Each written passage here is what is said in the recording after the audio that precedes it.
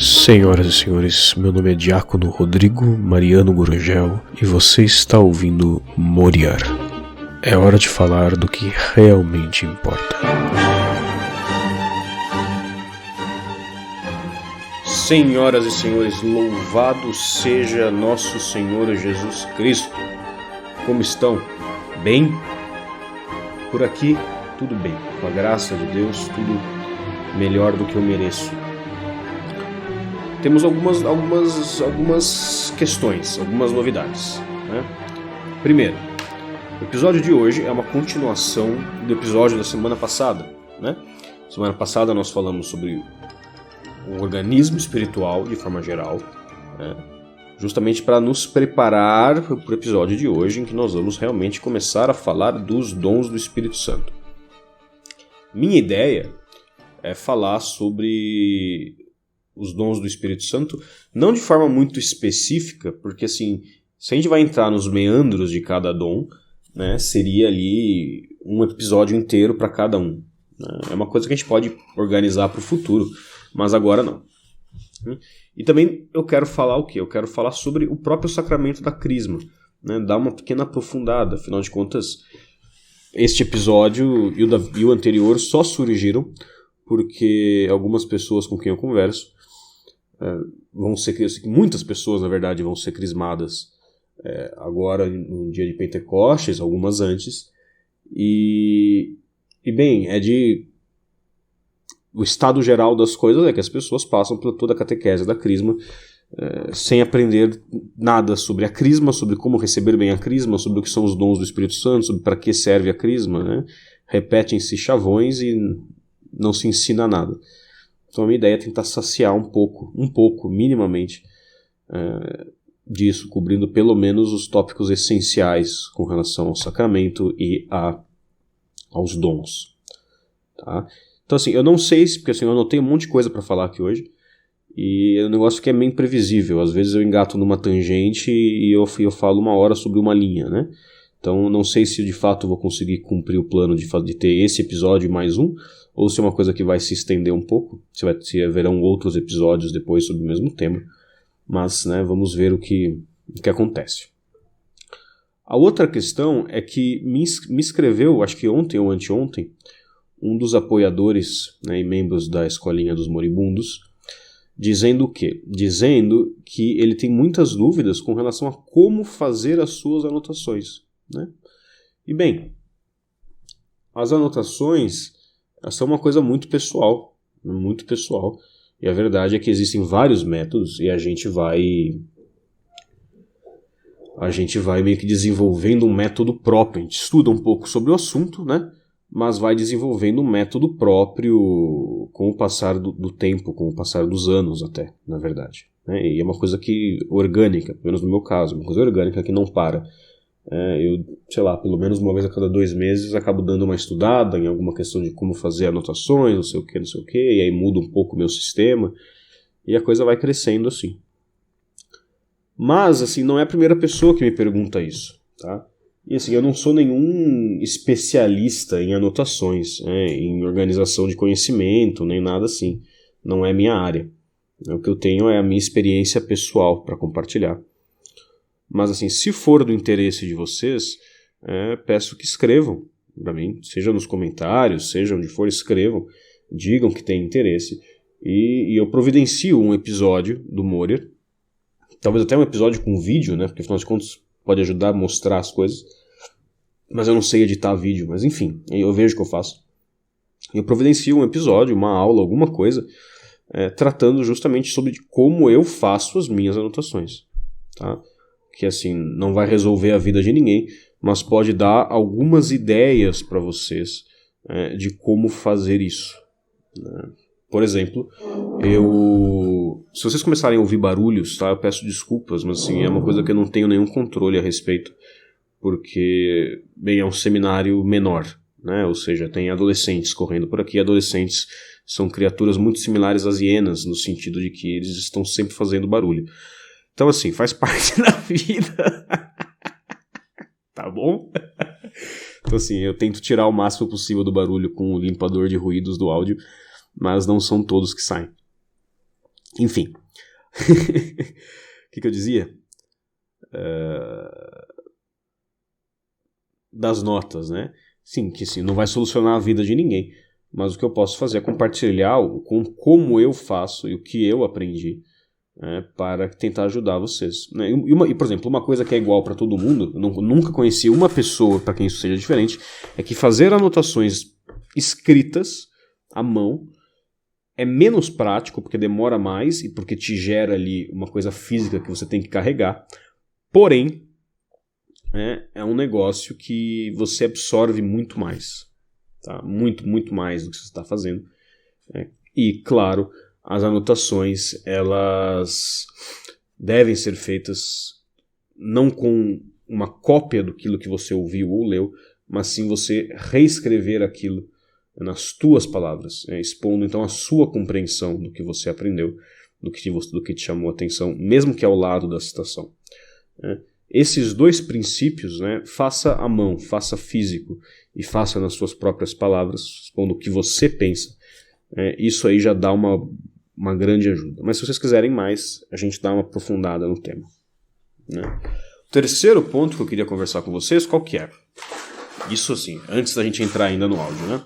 O terceiro ponto é que, acho que foi nesse final de semana,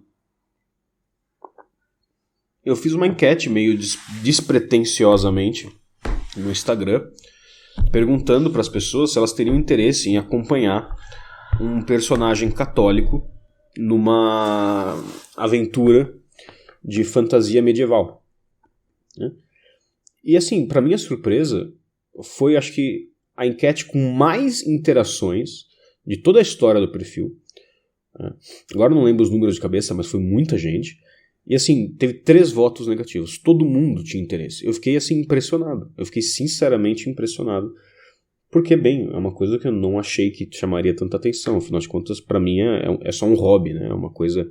Jogar RPG é uma coisa que eu faço desde que eu tinha 11 anos de idade. Né? E saber que há um interesse disso e que há uma possibilidade de eu transformar o meu hobby em algo que dá glória a Deus e que serve a glória de Deus no geral, né? E serve ao povo de Deus, pra mim me alegra muito.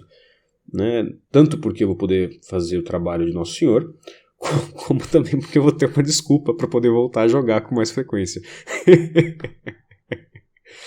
Tá? Mas então eu agradeço aos interessados, eu confirmo, vai rolar.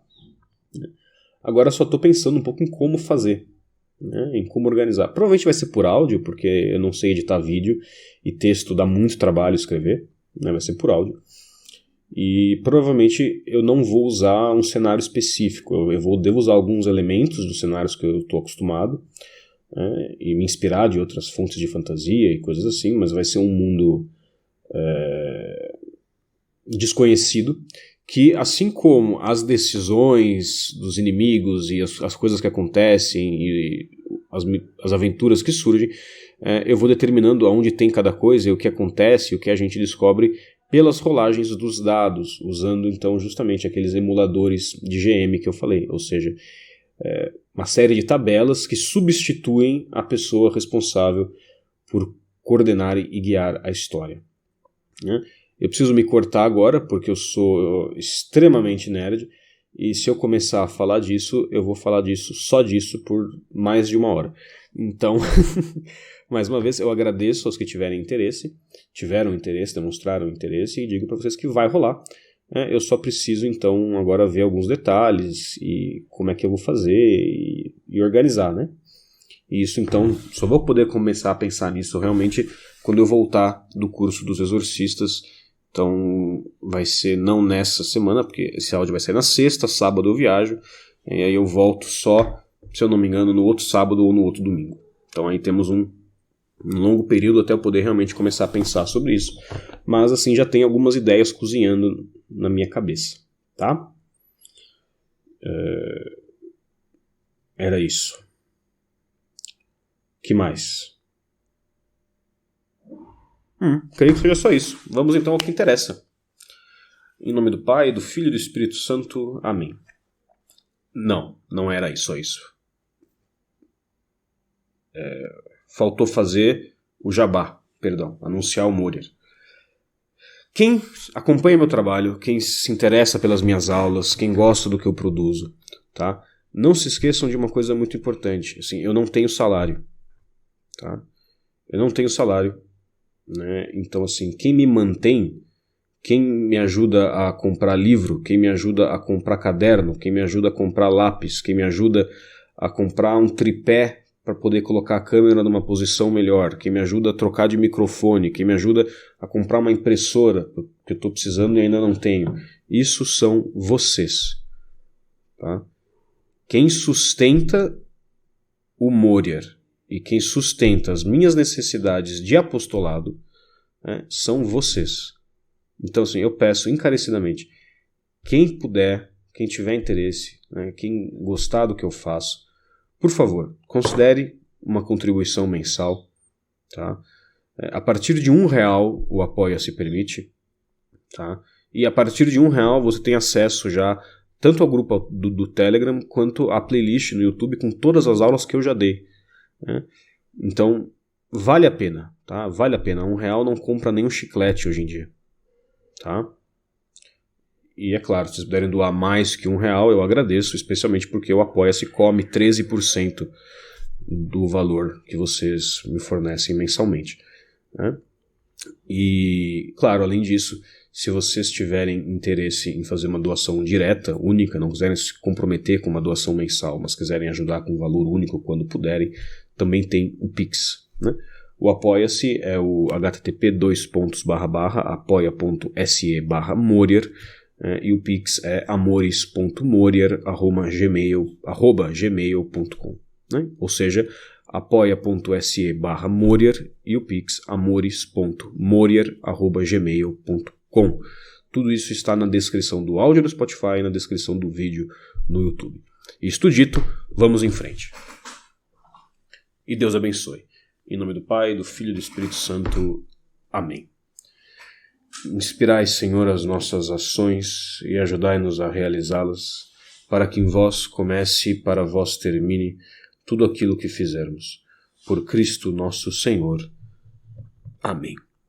Santa Maria, esperança nossa, sede da sabedoria, rogai por nós. São Pedro de Alcântara, rogai por nós. Em nome do Pai, do Filho e do Espírito Santo. Amém.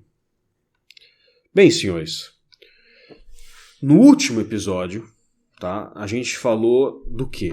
Falamos do organismo espiritual, né, do que é, como nasce, quando nasce, quais os efeitos que produz em nós. E nós vimos então que esse organismo espiritual se refere ao homem novo, se refere à vida divina em nós, que também é o que nos dá a possibilidade de agir sobrenaturalmente, ou seja, a possibilidade de agir não mais segundo as coisas do mundo, mas segundo as coisas de Deus. É o que nos introduz na vida divina.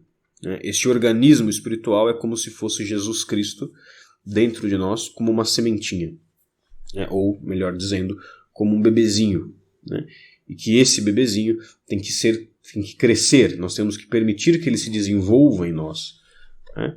Que é aquilo que São Paulo diz, né? A plenitude da vida, a plenitude do homem novo. Né? A citação dele é a seguinte, ele diz: Mortificai, pois, os vossos membros terrenos, a fornicação, a impureza, a lascívia, os desejos maus e a avareza, que é uma idolatria, pelos quais vem a ira de Deus sobre os filhos da incredulidade.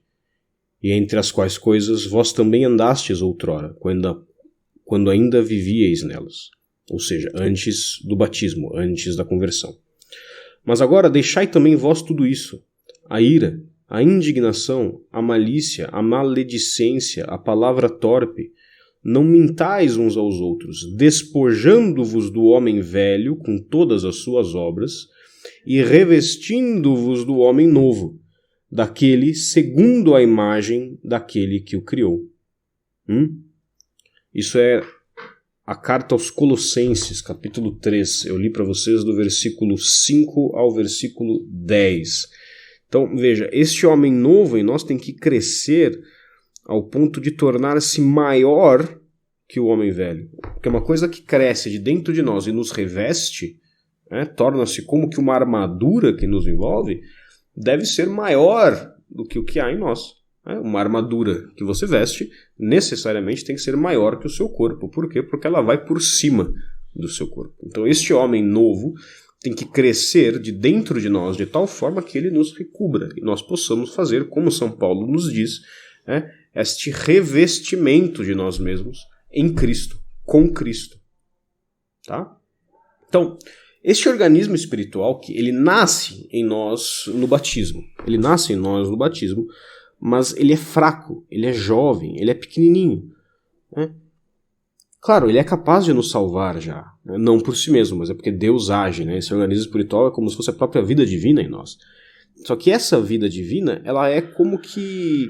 Pensem na imagem de uma plantinha recém-nascida, tá? De um brotinho. Tá? Um brotinho, ele está vivo. Ele cresce, mas ele não tem força. As raízes de um broto não quebram calçadas, entendeu? Não destrói tudo que tem pela frente. E assim, se bater uma tempestade muito forte, ela pode inclusive partir, quebrar, morrer. Pode acontecer um monte de coisa com aquele brotinho. Agora, no sacramento da crisma, o que acontece? Espera aí, deixa eu tomar um gole de café.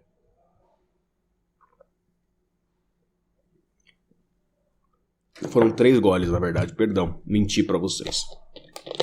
Vamos ver se tem mais café no bule aqui. Tem um pouquinho, uma mixaria. Tá bom, faz parte.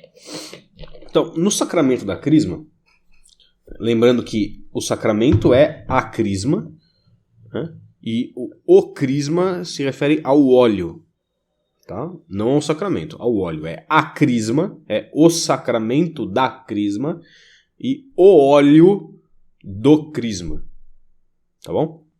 No sacramento da crisma, este pequenino organismo espiritual, este brotinho de vida divina, ele de súbito, ele se cresce. Ele cresce, ele torna-se forte, maduro, desenvolvido, pronto para o combate.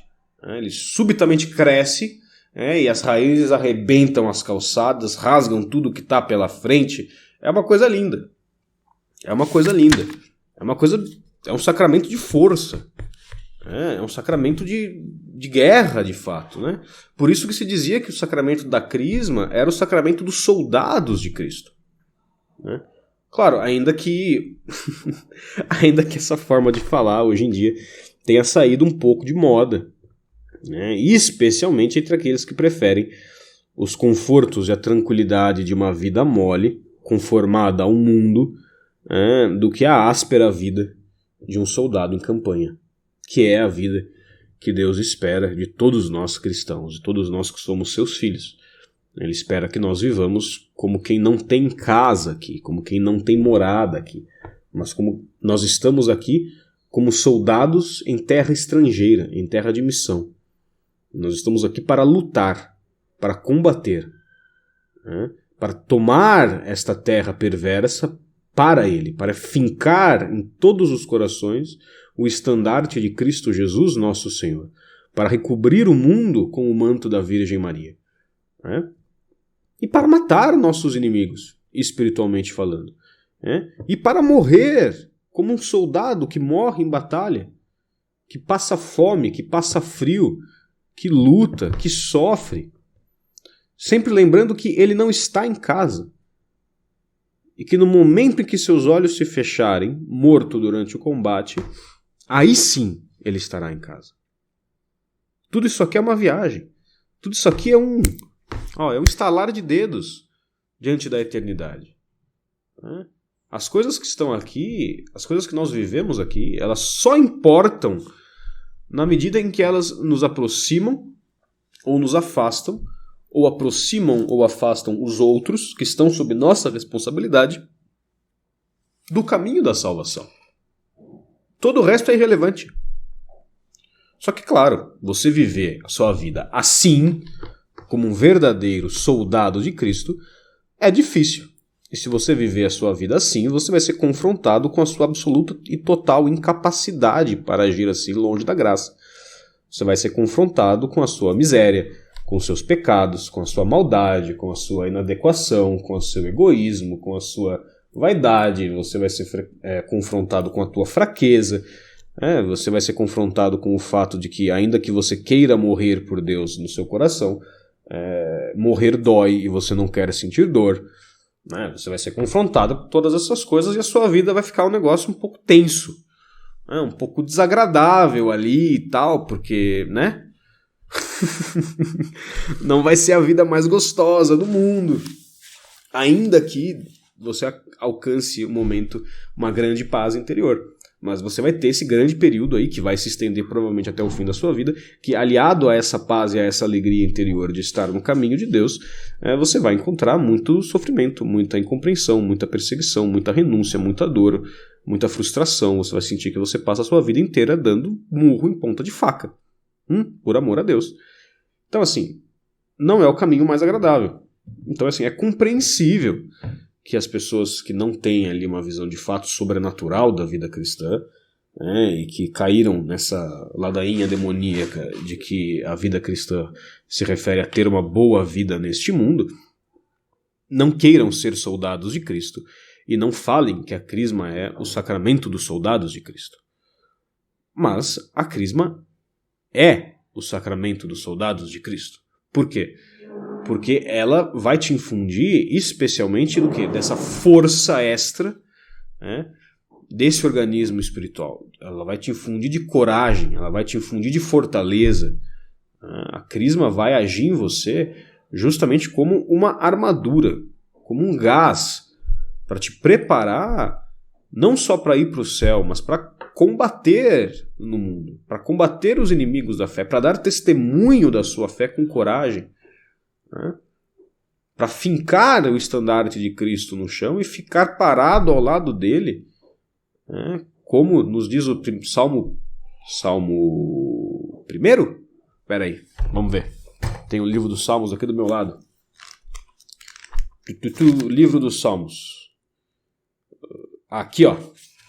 Bem-aventurado o homem que não se deixou ir após o conselho dos ímpios, que não se deteve no caminho dos pecadores e que não se assentou na cadeira da pestilência, mas que tem a sua vontade posta na lei do Senhor e que nesta lei medita de dia e de noite. Ele será como o quê? Como a árvore que está plantada junto às correntes das águas, que a seu tempo dará seu fruto e cuja folha não cairá, e todas as coisas que ele fizer terão feliz sucesso. Não são assim os ímpios, não são assim, mas são como o pó que o vento espalha em cima da face da terra. Por isso os ímpios não ressurgirão no juízo, nem os pecadores na assembleia dos justos, porque o Senhor conhece o caminho dos justos e o caminho dos ímpios perecerá. Salmo 1. Mas vejam, a crisma ela vai te dar isso, essa força, essa capacidade de... Claro, a capacidade não é sua, é de Deus, mas essa capacidade de fincar-se ao lado deste estandarte, deste rio das graças, deste estandarte de Cristo Nosso Senhor, como uma árvore frondosa, sentada e plantada à beira da torrente. Imóvel, irredutível, inegociável. A crisma vai te dar essa santa teimosia, a facilidade para essa santa teimosia. Entendam isso, entendam que não se trata de que mas eu sempre tive coragem, ô diácono, não preciso de coragem agora. Não, você não está entendendo, a questão não é essa, a questão é que uma coisa é uma coragem humana, outra coisa é uma coragem sobrenatural. Tá? Uma coisa é você criar uma virtude ou uma quase virtude na base da porrada e do muque. Outra coisa é esta vida sobrenatural em você crescer de tal forma que naturalmente você vai se perceber fazendo coisas que você não fazia antes. Entendeu? A crisma não é um passe de mágica, mas ela gera efeitos concretos. Ela é um sacramento que imprime caráter, né? Aquela marca indelével na sua alma que nada no mundo nunca poderá tirar. Claro, há pessoas que são crismadas e nunca vão sentir os efeitos da crisma porque o sacramento nunca vai agir neles. Por quê? Porque foram mal preparados. Mas isso é um assunto para depois. Mas dentro de todo esse súbito desenvolvimento que se dá na alma no sacramento da crisma, destacam-se o quê? Destacam-se os 7 dons do Espírito Santo, que antes, no batismo, eles já estavam na alma. Porque os 7 dons do Espírito Santo, eles acompanham o quê? A virtude teologal da caridade, a inabitação trinitária. Tá? Mas é como se eles estivessem lá, mas o resto da sua alma não estivesse devidamente preparado para recebê-los, e por isso, pensa numa mangueira entupida, tá? Ou numa mangueira bem fininha conectada numa caixa d'água, vai sair pouca água. Mas a crisma, ela meio que troca os mecanismos internos da sua alma, expande os canais, e aí os dons do Espírito Santo, que já estavam presentes ali como que em germe, eles se desenvolvem como ramos frondosos. Tá? Ramos frondosos daquela grande árvore da qual nós falávamos. Onde você, criancinha que é, poderá fazer o quê? Construir sobre ele a sua casa na árvore. Ou seja, construir sobre eles o edifício da sua vida espiritual. Tá bom? Mas vamos com calma. Tá? Vamos com calma. Lembrem-se então. Lembrem-se do que são os dons do Espírito Santo. Nós falamos no áudio passado sobre as virtudes infusas, hábitos morais, humanos, que Deus inscreve na nossa alma para nos ajudar a nos salvar e a alcançar a perfeição. Se são hábitos na nossa natureza, humanos, nós obviamente os exercemos de modo humano. Nós o exercemos de modo humano. Então, se eu sou uma pessoa que recebeu de Deus, não é o caso, mas se eu sou de Deus uma pessoa que recebeu em si a virtude infusa da justiça, eu, agirei com justiça, com facilidade, será natural para mim ser uma pessoa justa, mas a minha justiça será uma justiça humana. Por quê? Porque eu sou humano, porque julgo as coisas como um homem as julga. Tá bom? Agora, os dons não são assim. Os dons, eles não nos fazem agir com excelência humana, mas eles nos predispõem a ser dóceis às ações do Espírito Santo, para que ele possa nos mover de modo a obrar sobrenaturalmente, ou seja, a obrar de modo divino. Tá? Já vamos entrar nisso. Eu inclusive separei um trecho aqui de um livro para ler com vocês e ir comentando, mas antes vamos pensar em quais são os dons. Tá? Primeiro, nós temos a sabedoria, entendimento, ciência, temor, conselho, piedade e fortaleza. De novo, sabedoria, entendimento, ciência, temor, conselho, piedade, fortaleza. Tá? Agora, Rodrigo, mas eu já vi falar em os dons em outra ordem. Não importa, tá? Tem gente que constrói várias ordens. Tem gente que coloca os dons na ordem em que um puxa o outro, porque eles são conectados. Tem outros que colocam na ordem de importância, na ordem de qualidade, qual é melhor que o outro, qual é mais importante, qual é mais excelente. A ordem não importa. Tá bom? A ordem não importa. Então depois nós vamos retomar um pouco os dons para ver mais ou menos, bem por cima, como é cada um deles, exatamente o que eles têm a ver, com qual virtude eles se relacionam, etc, etc, com que bem-aventurança eles se relacionam. Tá? Mas antes eu quero ler com vocês aqui um trecho do livro Teologia da Perfeição Cristã, do padre Antônio Roio Marim, que ele faz uma síntese sobre os dons do Espírito Santo, muito melhor do que eu poderia fazer. Então eu vou ler para vocês e eu vou comentando, tá? Então ele diz o seguinte: síntese da doutrina sobre os dons. Os dons do Espírito Santo são 7, já disse, hábitos sobrenaturais. Lembre-se que um hábito é o quê? É um comportamento que se torna natural, que se infunde, se une à nossa natureza. Só que a nossa natureza, ela é natural, mas estes hábitos são sobrenaturais. Ou seja, são hábitos que estão assentados não sobre a nossa natureza humana, mas de alguma forma sobre essa união mística e misteriosa da nossa natureza humana com a vida divina, que nós tomamos parte por meio do que? Do organismo sobrenatural, que é o quê? Que é a inabitação trinitária, que nós só temos quando estamos em estado de graça. Então, os dons do Espírito Santo são 7 hábitos sobrenaturais, realmente distintos das virtudes, ou seja, não confunda virtude com dom do Espírito Santo. Realmente distintos das virtudes, com os quais o homem dispõe-se, ou seja, cria em si mesmo a disposição, né? Ou seja, os dons do Espírito Santo criam no homem a disposição para fazer o quê? Para convenientemente seguir de maneira pronta, direta e imediata as inspirações do Espírito Santo de um modo superior ao seu modo natural e humano.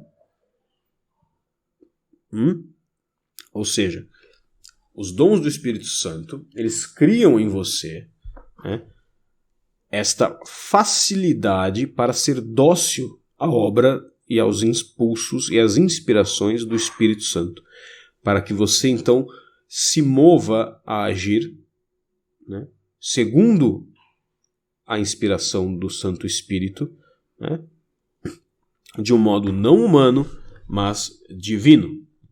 Seguimos.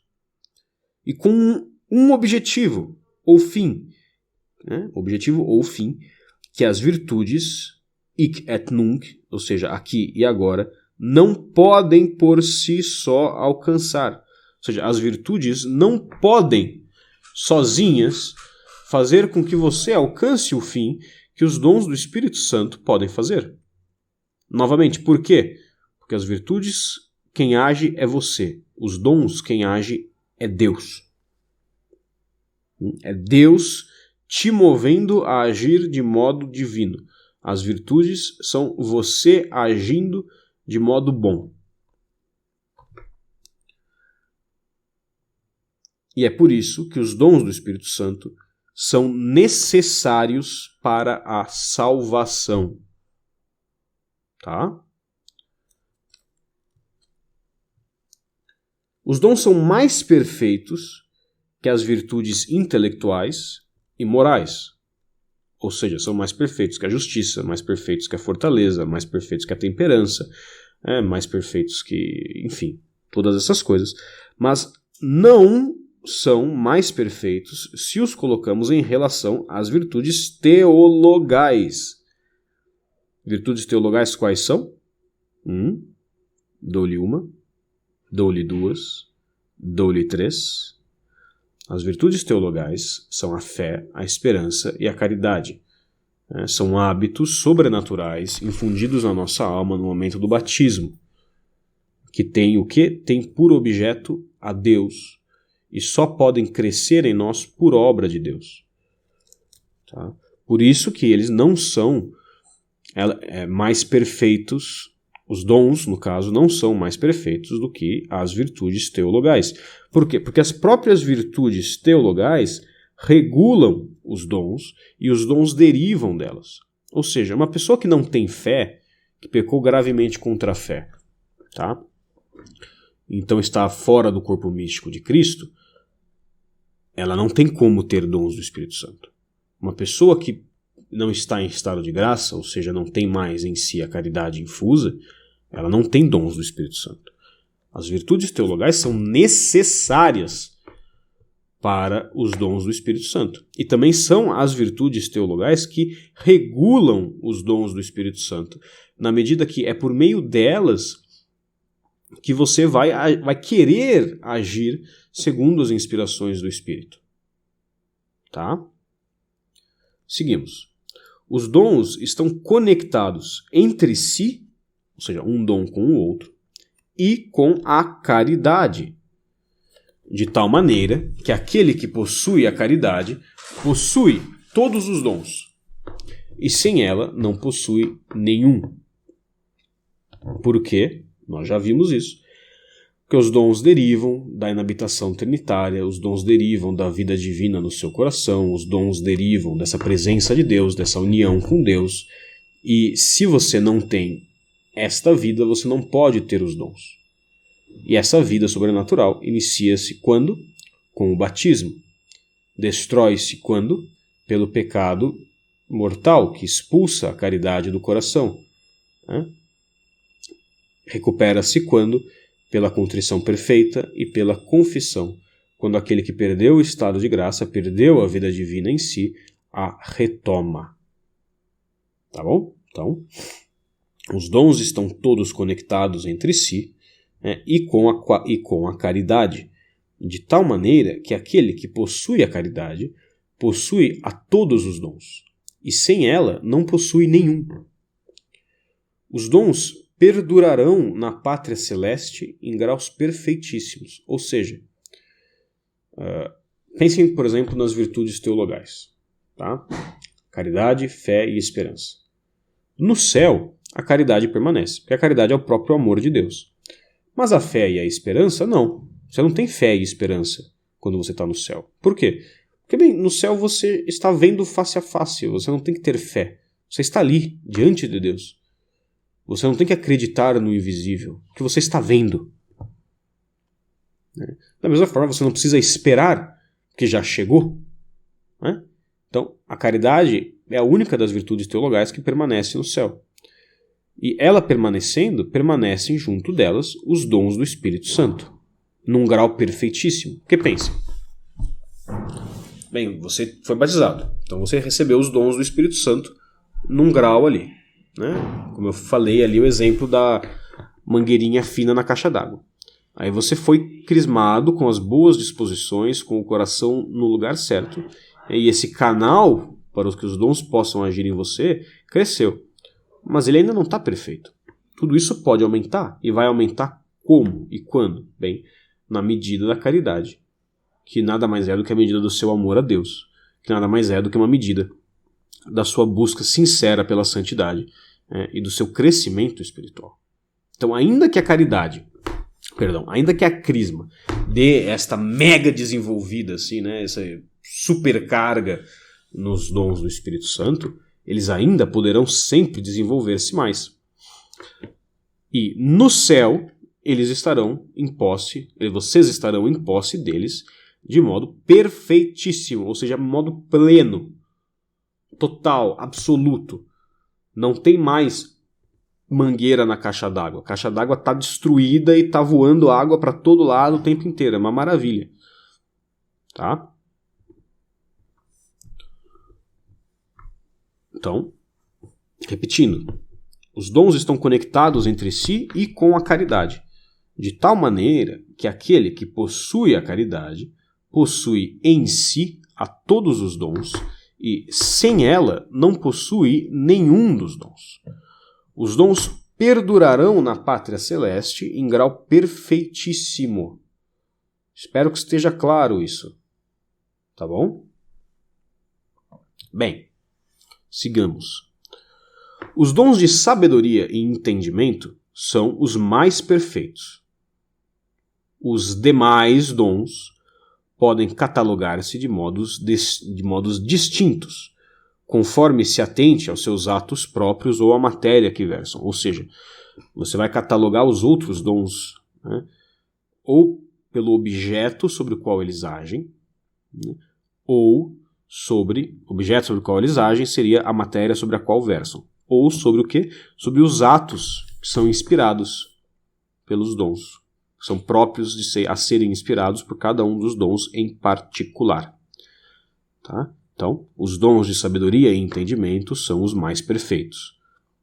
Os demais dons, os outros 5, podem catalogar-se de modos distintos, conforme se atente aos seus atos próprios, ou seja, as ações que eles suscitam em nós, ou a matéria sobre a qual versam, ou seja, sobre o objeto sobre o qual eles agem. O habitual e perfeito regime dos dons, ou seja, a perfeição cristã no que toca aos dons do Espírito Santo, produz-se quando? Quando a alma se submete habitual e perfeitamente a Deus.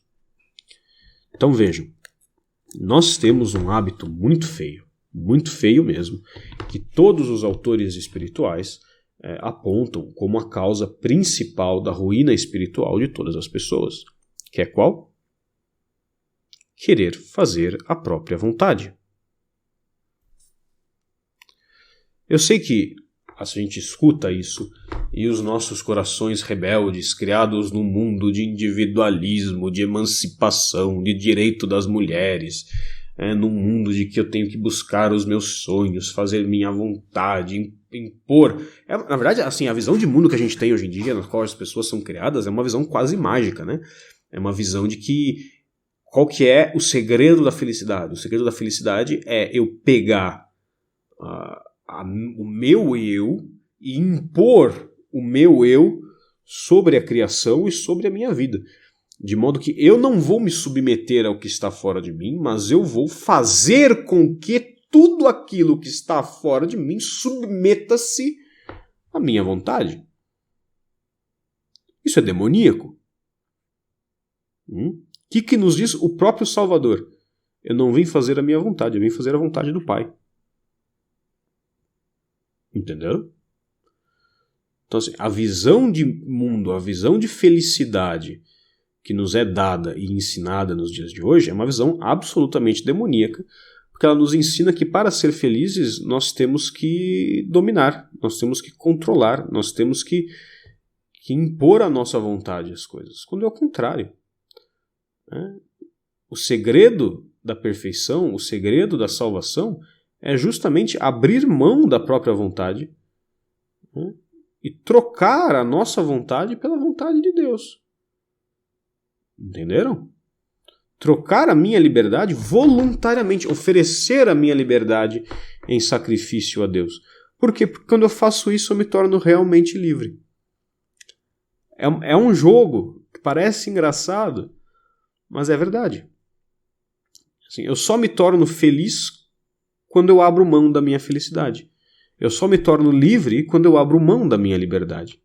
Eu só tenho prazer real nas coisas criadas, nas coisas do mundo que Deus criou boas e que podem e que devem me dar prazer. Quando? Quando eu abro mão delas. É engraçado, é divertido pensar. Mas é assim, e tem uma lógica. E nós podemos conversar sobre isso num outro áudio. Mas o caminho é esse. O caminho é esse. Por isso que o voto de obediência é o principal voto da vida religiosa. Por quê? Porque quando eu faço um voto de obediência, eu estou abrindo voluntariamente mão da minha liberdade diante de Deus. Eu estou entregando a minha liberdade nas mãos de um superior ou de um diretor espiritual, caso eu faça um voto privado ao meu diretor, e eu estou dizendo, bem, eu confio em Deus ao ponto de saber que, pelos méritos da obediência, quando o senhor, ou a senhora, no caso de uma religiosa no convento, me der uma ordem, esta ordem, mesmo que venha pela sua boca e mesmo que para mim pareça errada, esta ordem vem de Deus. E isso faz maravilhas na alma de uma pessoa. Claro, contanto que a pessoa não faça um voto de obediência e fique se debatendo, discutindo, respondendo, lutando contra a pobre da madre.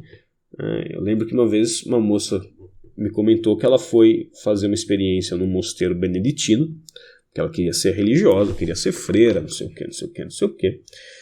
Aí ela chegou lá e ela ficou impressionada, porque assim, as monjas, meu Deus, elas são muito obedientes, é uma coisa impressionante. Elas nem assim, nem movem, nem tiram o armário da sala, do lugar, para limpar atrás, sem pedir permissão para a madre. Não tiram as flores mortas do vaso, sem pedir para a madre. E essa moça ficou chocadíssima. Eu não me lembro agora se a reação dela foi negativa ou se foi só de surpresa. Não entendam mal, não estou dizendo que ela reagiu mal, que ela condenou as monjas, mas aquilo não entrava na cabeça dela. E é justamente isso. O que nos diz São Paulo? As palavras do Evangelho, que na verdade ele coloca como a pregação da cruz, é o quê? Loucura para os pagãos e escândalo para os judeus. Os pagãos são quem? Os pagãos são aqueles que vivem segundo as regras do mundo e não segundo a regra de Deus. Os pagãos são aqueles que vivem a vida não compreendendo-a como ela realmente é, mas compreendendo-a como ela lhes parece. Em outras palavras, vivendo segundo as suas impressões humanas e não segundo as impressões de Deus. Estão notando o padrão aqui? Fazer a vontade de Deus, seguir as impressões divinas, que claro, não são impressões, né? Se Deus assim pensa, assim o é, não é uma impressão.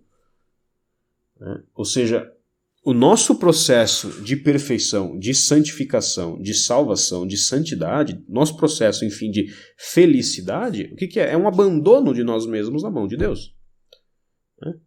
Quanto mais eu me abandono em Deus, mais eu me torno. Quanto mais eu tento fazer a minha vontade, menos eu sou. Porque a minha vontade é pervertida. E a minha vontade vai me desumanizar. Enquanto que a vontade de Deus é perfeita e amorosa, e Ele me ama mais do que eu me amo, e Ele quer o meu bem mais do que eu quero o meu bem. Então, na medida em que eu me entregar à vontade dEle, eu serei plenamente feliz. E sendo plenamente fiel a Deus, serei plenamente fiel a mim, pois Ele sabe quem eu sou mais do que eu sei quem eu sou. Tá? Então, seguimos. Os dons de sabedoria e entendimento são os mais perfeitos. Os demais podem catalogar-se de modos distintos, conforme se atente aos seus próprios atos ou à matéria sobre a qual versam. O habitual e perfeito regime dos dons produz-se quando a alma se submete habitual e perfeitamente a Deus. Ou seja, tem o hábito de se submeter a Deus completamente, que é aquilo ao qual nos vai dispor o Espírito Santo. Aquilo que a Crisma vai nos dispor com mais facilidade. Os dons produzem certos atos de alta qualidade, chamados de frutos do Espírito Santo, que isso eu não vou tratar com vocês hoje, tá? Mas que a gente pode tratar, talvez se rolar a série de áudios sobre os dons do Espírito Santo individualmente, eu posso tratar juntos sobre os frutos de cada um, sobre essa lista dos frutos do Espírito Santo, e aí separar, tentar fazer ali uma linha, né, conectando um dom a um fruto, pelo menos, ou mais, e aí soltar assim, pode ser uma boa ideia. Bem, os dons produzem certos atos de alta qualidade chamados frutos do Espírito Santo, e certas obras, mais perfeitas ainda, que correspondem às bem-aventuranças evangélicas. Né? Bem-aventurados os pobres, bem-aventurados os mansos, bem-aventurados os puros de coração, bem-aventurados os que sofrem perseguição pelo reino dos céus, Vocês lembram disso, né? Tá em São Mateus. É uma coisa que a gente deveria saber de cor. Eu decorei uma época as bem-aventuranças, a passagem das bem-aventuranças. Eu repetia todo dia. Aí eu esqueci, deixei de lado, passei um tempo sem repetir, não lembro mais de cabeça. Mas é lindo. Aquilo ali é uma escola perfeita de santidade. Se uma pessoa tiver só aquilo, e seguir só aquilo com amor, ela vai ser uma grande santa. Não precisa de mais nada. Enfim.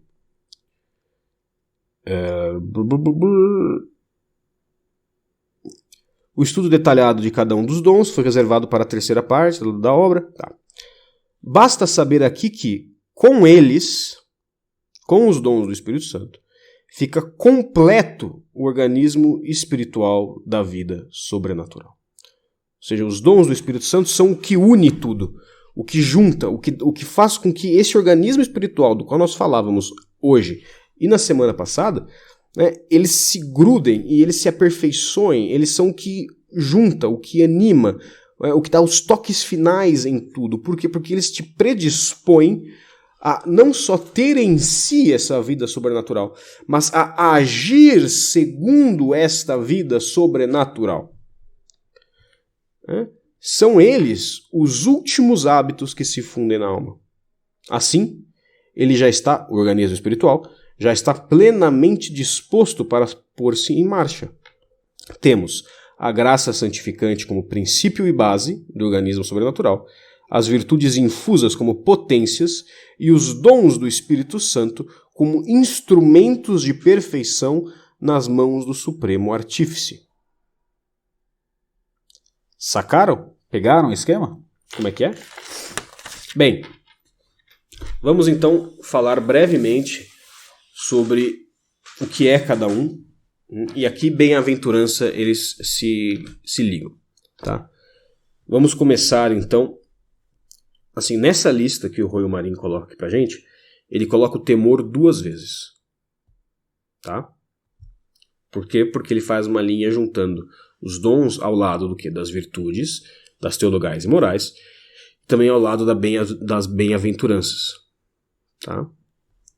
E a bem-aventurança dos pobres de espírito está associada ao temor de Deus. Porque o temor de Deus, ele no fundo, tá? Ele não é um medo de Deus, mas ele tem um pouco desse aspecto, sim. Mas mais principalmente, ele não é tanto um medo de Deus, quanto o medo de perder a Deus. Por isso que o temor é o início da sabedoria. Tá? Então, como ele é este medo de perder a Deus, o Royo Marin conecta o dom do temor de Deus tanto com a temperança quanto com a esperança. Né? Com a temperança na ordem das virtudes morais e com a esperança na ordem das virtudes teologais. Tá? Assim sendo, ele aparece então 2 vezes nessa lista do Royo Marin, mas não se angustiem. Tá?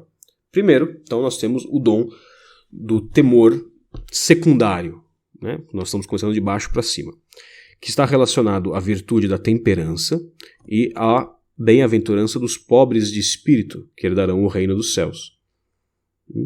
Porque se você cresce em ti este medo de perder a Deus, e ele age em ti de modo sobrenatural, você se dispõe ao quê? A colocar as tuas esperanças e o teu amor no céu, né? E não nas coisas terrenas. Por isso você é temperante, porque você vai ser moderado nas coisas, nos prazeres, nas coisas boas na terra, e você é pobre de espírito, porque você não vai se apegar às coisas passageiras. Depois temos o dom da fortaleza, que é precisamente o mais diretamente relacionado à coragem, à força, a ser um verdadeiro soldado de Cristo, a conseguir padecer o mal com alegria e com disposição por amor de Deus. E aí é óbvio, ele se relaciona à virtude da fortaleza e com a bem-aventurança daqueles que têm fome e sede. Porque é claro, se você tem força, se você é forte, se você possui o dom da fortaleza, você é capaz, torna-se capaz por Deus de padecer fome, padecer sede por amor ao reino dos céus. Depois nós temos o dom da piedade, que é um dom relacionado à justiça, mas que refere-se propriamente a dar a Deus o que é de Deus, a dar a Deus aquilo que lhe é devido, ou seja, dar a Deus o nosso amor, a nossa atenção, o nosso tempo, a não pecar contra a justiça com relação a Deus, e a colocar nossos olhos em Deus, e a pensar sobre a disposição dos bens da terra com relação a Deus. Tá bom? Então isso refere-se então à bem-aventurança dos mansos de coração. O próximo dom é o dom do conselho, que é literalmente o dom de dar bons conselhos. Só que o que envolve dar um bom conselho? Envolve você conhecer bem as coisas. Você enxergar as coisas de forma profunda. E também de amar o próximo profundamente. Porque amando o próximo profundamente por amor a Deus, e movido por esse dom sobrenatural, você se torna capaz e inclinado de fazer o quê? De, movido pelo Espírito Santo, de pronunciar ali, de julgar bem as coisas, analisar bem as coisas, não pelos critérios humanos, do bom, do agradável, mas sim pelos critérios do que é bom e agradável a Deus e do que conduz mais à salvação das almas. Por isso que o dom do conselho está relacionado à virtude moral da prudência e à bem-aventurança que toca aos misericordiosos. Depois nós entramos então na relação com as virtudes teologais. Nós temos novamente o temor, agora de forma mais plena, que se refere à virtude da esperança e à bem-aventurança dos pobres de espírito, que isso eu expliquei lá atrás. Depois nós temos os dons do entendimento e da ciência, tá? Que se referem a quê? A virtude da fé, porque a fé, como eu disse no áudio passado, é uma virtude teologal da inteligência, que faz o quê? Que nos torna capazes de compreender, né, de ver, de aceitar e de pensar bem a respeito as realidades sobrenaturais, as realidades invisíveis. Então aí nos chegam, por meio dos dons do Espírito Santo, o entendimento e a ciência. A ciência é realmente o conhecimento, essa predisposição a conhecer as coisas profundamente, né? Conhecer, lembre-se que ciência, segundo Aristóteles, é o conhecimento pelas causas, ou seja, conhecer algo de modo pleno, né? O que é, de onde veio, para que serve, como isso se encaixa dentro da ordem de Deus. E o entendimento é isto, é esta ciência, essa ciência de Deus e dos mistérios de Deus e das coisas criadas, posta como? Posta em ordem, posta em relação. Ou seja, você não só conhece a coisa, o que ela é pelas causas, você não só tem um conhecimento mais profundo e perspicaz por meio da ação do Espírito, da própria essência das coisas, né? Mas você as compreende, você compreende melhor o seu lugar em disposição com as outras coisas. Né? E claro, você compreende pela ciência, você tem conhecimento melhor de si mesmo, né? E pelo entendimento você também tem uma compreensão melhor da relação entre as pessoas diante de Deus. Por isso que as bem-aventuranças conectadas à ciência e ao entendimento são, nesta ordem, né? Qual era a palavra que eu ia usar? São, respectivamente, a bem-aventurança dos que choram e os puros de coração. Os que choram, porque os que choram conhecem os próprios pecados. Né? E os puros de coração, por quê? Porque os puros de coração têm um entendimento da vida, do que é de fato bom, né? E a estas coisas de fato boas, né, entregam seus corações. Por fim, nós temos o dom da sabedoria, que é aquele que se relaciona à virtude teologal da caridade e à bem-aventurança dos pacíficos. Por quê? Porque, vejam só, o que é a paz para Santo Tomás de Aquino? A paz é a tranquilidade na ordem. A sabedoria, ela pega tudo isso que nós vimos nos outros dons e ela os une num todo coeso e ordenado. Ou seja, a pessoa que age de forma plena sob o dom espiritual da sabedoria, o dom do Espírito Santo da sabedoria, é a pessoa que ela enxerga a criação em sua totalidade e nas suas relações entre si. A sabedoria é a contemplação das coisas criadas e do próprio Deus pelos olhos de Deus. Por isso que ela tem a ver com a caridade, que é a própria presença de Deus, o próprio amor de Deus em nós. E por isso que tem a ver com o dom dos pacíficos, porque aqueles que realmente entendem e alcançam a paz. Tá bom? Eu sei que é uma explicação superficial dos dons, mas como eu falei, se a gente for entrar a fundo nisso, 2 horas para cada dom. Tá? Agora, eu sei que o áudio está longo, mas a gente já está no final.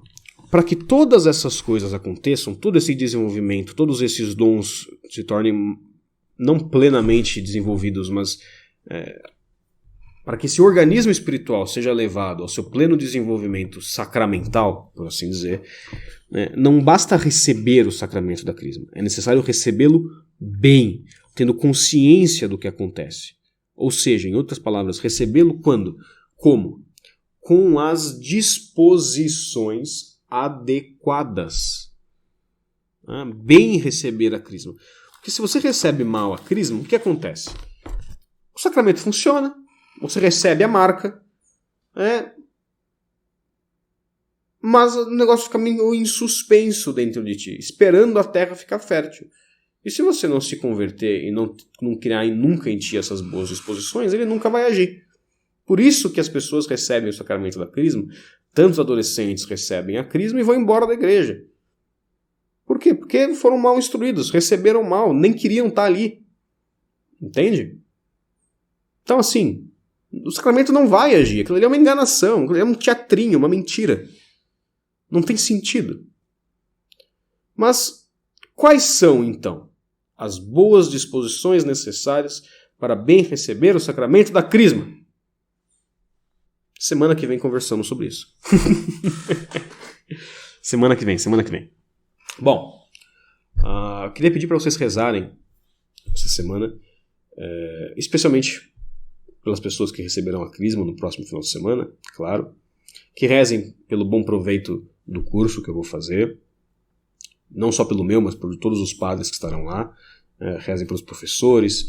Rezem para ninguém morrer no Rio de Janeiro, que é uma cidade perigosa. Rezem pela conversão de todos os padres. Rezem por todos os exorcistas de modo geral, por todas as vítimas de possessão, de infestação, de outros abusos e incômodos diabólicos. Rezem para que nós tenhamos, todos nós, vocês também, compreensão da dimensão e da profundidade da guerra espiritual na qual nós estamos envolvidos. Rezem por uma senhora chamada Beatriz e por seu marido Diego, que está internado no hospital com câncer, tratando-se do câncer. Rezem pelos filhos deles. Rezem também por um menino chamado Rodrigo e por uma menininha chamada Fabrícia. E rezem também pela mãe deles. Tá? Rezem para que os três sejam sempre muito fiéis à sua vocação, para que nunca desanimem da vida cristã, nunca desanimem, nunca percam de vista o quão grande, o quão belo e o quão maravilhoso é o amor de Deus por nós. Peço também que rezem especialmente pelas almas de todas as crianças abortadas, pela alma de Mário, e pela alma de Verônica. Agora eu lhes dou a bênção. Dominus vobiscum, et cum spiritu tuo. O Senhor vos abençoe e vos guarde, o Senhor vos mostre a sua face e tenha piedade de vós. Que o Senhor volva o seu rosto para vós e vos dê a paz. Et per intercessionem beate semper Virginis Mariae, benedictio Dei omnipotentis, Patris, et Filii, et Spiritus Sancti, descendat super vos, et maneat semper. Amém. Isso aí, pessoal. Ide em paz. Um abração. Fiquem com Deus.